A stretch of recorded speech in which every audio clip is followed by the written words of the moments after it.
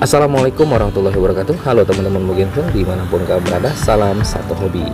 Baiklah teman-teman, di video kali ini saya akan memperlihatkan bahan bunga Bougainville Singapura saya yang saya ground di tanah. Saya ground di tanah atau saya tanam di tanah lah ya, secara liar.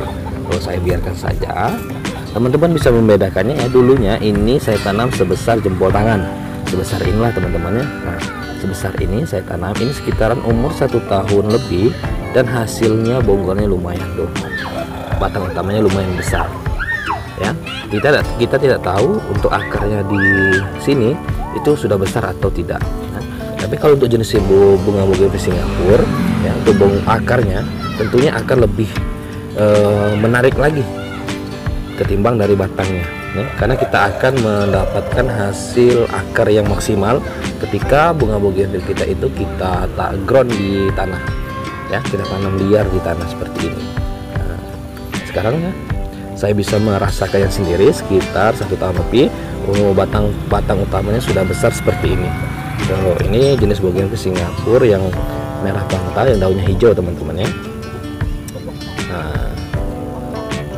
Sekitar 10 tahun ya, 10 tahun yang akan datang mungkin ini akan saya dongkel ya. Kita nikmati saja prosesnya teman-teman ya. Ketika kita ingin mendapatkan hasil yang lebih maksimal ya, kita ground saja di tanah secara liar.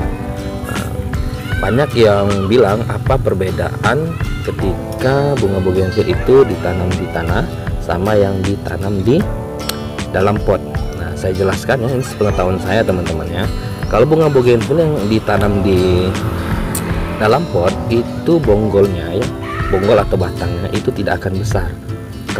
Kalau ditanam di dalam pot, dia akan mengutamakan bunga ya kalau ditanam di pot. Tapi kalau kita tanam di tanah itu akan menghasilkan bonggol dan batang yang sangat besar. Kalau bunga kita abaikan dulu kalau untuk ditanam di tanah, karena di sini saya mengharapkan bonggol dan batangnya untuk kita jadikan bahan bonsai teman-teman ya. Karena ini jenis bunga Bougainville Singapura ya, akan saya jadikan untuk bahan bonsai. Jadi kalau teman-teman mempunyai bahan bunga Bougainville yang ditanam di dalam pot, jangan berharap untuk mengharapkan bonggol yang besar ya.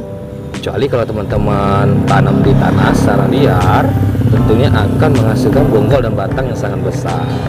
Ini kita kasih pupuk saja terus, biarkan saja, karena bunga Bougainville ini senang di tempat yang kering ya.